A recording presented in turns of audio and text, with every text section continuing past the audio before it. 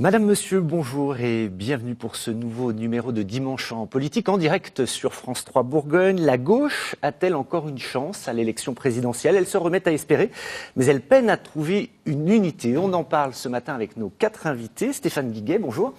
Vous êtes vice-président du Conseil régional, premier secrétaire fédéral du PS en Saône-et-Loire et vous soutenez Benoît Hamon. Boris Obama, bonjour. Bonjour. Candidat aux législatives pour la France insoumise, vous soutenez Jean-Luc Mélenchon. Claire Mallard, bonjour. Candidate aux législatives en Saône-et-Loire. Et pour Europe Écologie Les Verts, vous soutenez donc Yannick Jadot. Et puis Claire Rocher, bonjour. Bonjour. Porte-parole de Lutte ouvrière. Vous soutenez quel regard vous portez sur tout ça? Pour vous, Mélenchon, Hamon, Jadot, c'est pareil au même? En tout cas, moi, je fais pas partie de cette gauche de gouvernement qu'on a vu depuis des années, ou de ceux qui veulent lui ressembler et gouverner, parce que c'est une gauche qui a toujours finalement servi la bourgeoisie au gouvernement. On l'a vu dans les 5 années qu'on vient de passer, avec 40 milliards offerts au patronat à fonds perdus. Moi, je suis du camp des travailleurs, et ça veut dire bien autre chose que ce que pourrait vouloir dire la gauche, unie ou pas, sous ces diverses étiquettes. Oui, parce que Nathalie Arthaud, elle était très active cette semaine, on l'a vu notamment, je pense qu'on va avoir quelques images à Tarbes, à Poitiers, à Amiens, à Clermont. Elle disait, celui qui sortira des urnes sera l'ennemi des travailleurs. Ça veut dire que vous ne donnez aucun crédit aux candidats de gauche? Aucun, non. Et puis, c'est pas nous, Lutte ouvrière, qui leur donnons aucun crédit. Ils n'ont plus aucun crédit auprès des travailleurs, parce qu'on les a vus à l'œuvre. On les a vus, finalement, faire la part belle à toutes les mesures dans le sens des riches. Actuellement, nous, travailleurs, chômeurs, gens des classes populaires, on est quand même face à une guerre. Leur fortune privée énorme, les profits qui n'ont jamais été aussi grands, les dividendes qui n'ont jamais été aussi importants, c'est sur le recul de nos salaires, de nos retraites, qui font cette fortune-là.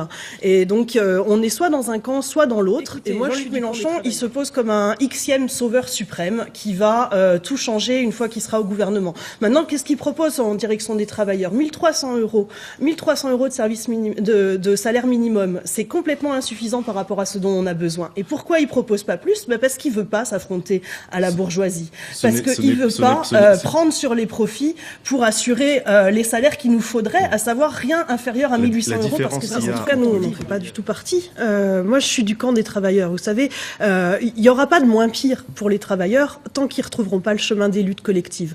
Maintenant, dans cette élection présidentielle, il n'y a aucune raison de donner sa voix à quelqu'un dont on sait qu'au lendemain de l'élection, il va trahir toutes ses promesses parce qu'il cédera aux diktats des financiers, des capitalistes, et il fera finalement ce que les riches lui demanderont.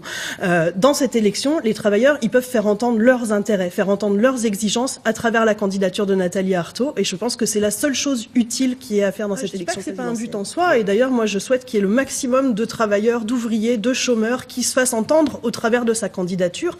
Maintenant, vous savez, il faut pas craindre d'être minoritaire, parce que être majoritaire pour élire un Hollande qui va gouverner contre vos intérêts, on a vu ce que ça donnait. Donc oui, ça sera un vote minoritaire, mais ça sera un vote de fierté ouvrière et sur nos revendications et nos intérêts de travailleurs. Ça comptera infiniment plus que de déterminer qui sortira du chapeau pour être président de la République. Pendant les 5 années de son quinquennat, les classes populaires, elles en ont pris plein la tête. Et ça a été un pont d'or. Ça compte pas pour... Excusez-moi, j'ai pas entendu. Le compte pénibilité ou ce genre de choses qui ont été mis en place, le mariage pour tous, certaines mesures comme ça emblématiques. Écoutez, s'il y a bien une chose dont on a pu faire l'expérience, c'est qu'on avait beau élire quelqu'un qui disait « mon ennemi c'est la finance », au lendemain de son élection, il cédait au diktat de la finance. Pourquoi? Parce que c'est un combat à mener. Il rejette cette accusation, lui.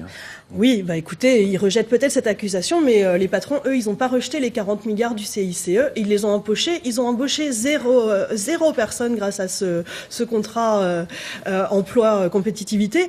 Voilà, le résultat dans les classes populaires, c'est une situation qui s'est encore aggravée. Et écoutez, on a fait cette expérience il suffisait pas de trouver un sauveur suprême.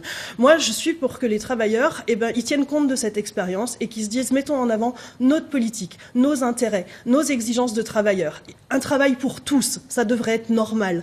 Il y a largement les moyens de les financer en prenant sur les profits des entreprises.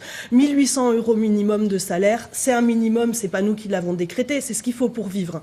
Voilà, ça c'est des exigences qui sont indispensables pour les travailleurs à l'heure actuelle, et voter pour Nathalie Arthaud, ça veut dire affirmer que ça doit passer avant les parachutes dorés des PDG, avant les dividendes des actionnaires, avant les fortunes de la bourgeoisie. Et donc vous vous préparez d'avance à céder aux exigences de ceux qui ont ce pouvoir de l'argent. Sur les mots. Ça l'est bien sûr, mais vous savez, en écologie, comme dans le reste, le problème c'est que tout est fait en fonction des profits d'une minorité, et tant que ce sera l'argent qui déterminera les choix dans l'économie, effectivement, on ira dans le mur. Nous, on pense justement qu'une société, elle devrait servir à satisfaire les besoins des gens, et en priorité de ceux qui produisent toutes ces richesses, donc des travailleurs. Et c'est pour ça que moi je m'adresse aux travailleurs pour leur dire que dans cette élection, on va leur faire croire que l'enjeu, c'est de changer de président, que le changement viendra par là. Non, on aura des combats à mener au lendemain de l'élection, quel que soit le président qui sera sorti des urnes.